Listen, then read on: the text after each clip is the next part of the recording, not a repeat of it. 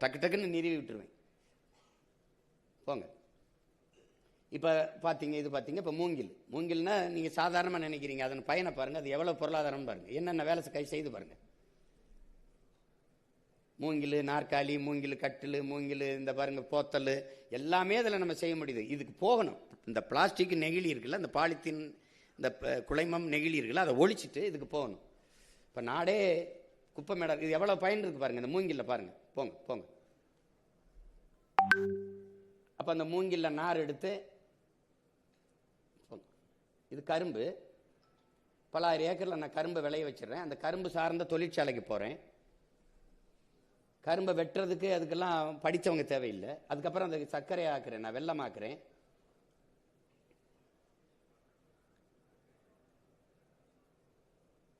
அவங்க என்ன சொல்கிறாங்க, வெளிநாடுகளில் இருக்கிற நம்ம பிள்ளைகள் வந்து அந்த கருப்பட்டின் வெள்ளை கட்டி மாதிரி இருக்கிறத விரும்பலை, அச்சு போல் இருக்கிறத விரும்புகிறாங்கன்றாங்க. நான் அந்த அச்சை மாற்றிடுறேன்.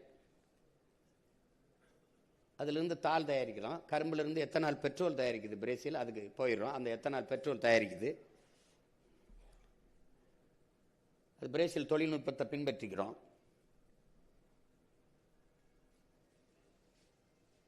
அப்போ கரும்பு சக்கையிலிருந்து சாப்பிட்ற தட்டு செஞ்சுக்கிறோம். இப்போ தக்காளி பல 1000 ஏக்கரில் விளைய வச்சுக்கிறோம். தக்காளியில் இருந்து உணவு தேவைக்கு பெட்டி பெட்டி அடித்து பிள்ளைங்க அப்படியே அடிச்சிருவாங்க.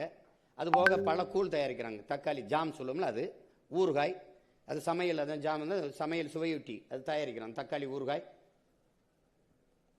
இப்போ தக்காளி நான் ஒரு மாதிரிக்காக சொல்கிறேன். பருத்தினா பருத்தி, மரவள்ளி கிழங்கு, ஆழ்வள்ளி கிழங்குனா அது சார்ந்த தொழிற்சாலை. இப்போ பனை இருக்குது. பனை வந்து உங்களுக்கு தெரியும் 840 பொருளை அது பயன்பாட்டுக்கு தருது நமக்கு. அதனால தான் அது பெருங்கொடைன்னு சொல்கிறாங்க. அது கற்பகத்தருன்னு சொல்கிறாங்க. நம்ம அந்த பெருங்கொடை, இயற்கையினுவது பனை மரம் இல்லை, அது புல். அறிவியல் அப்படி தான் சொல்லுது. அது புல் தான், பெரிய புல். இப்போ பனை மரத்தில் இப்படி ஏற வேண்டியதில்லை. பாருங்கள், எப்படி இந்த கருவியை கொண்டு வந்துடுறேன். நவீன யாரும் ஏற வேண்டியதில்லை. இப்படி விசை அப்படி இறக்குனா இறங்கிரும், பனைக்கு நேரம் இப்படி ஏற்றினா ஏற்றிடும். இந்த அறிவியல் தொழில்நுட்பத்தை நான் இந்த வேளாண்மையில் பயன்படுத்திக்கிறேன். உங்களுக்கு தெரியுது. எனக்கு அதிலிருந்து இங்கே வருதுன்னா மருதமங்காடி. இங்கே என்ன பண்ணும், கருப்பட்டி காய்ச்சுது, கருப்பட்டி எடுத்துக்கிறது, நொங்கு பதனிடுது, பதநீர் அதை பதப்பட்டு மதிப்பு கூட்டி அதை விற்கிது.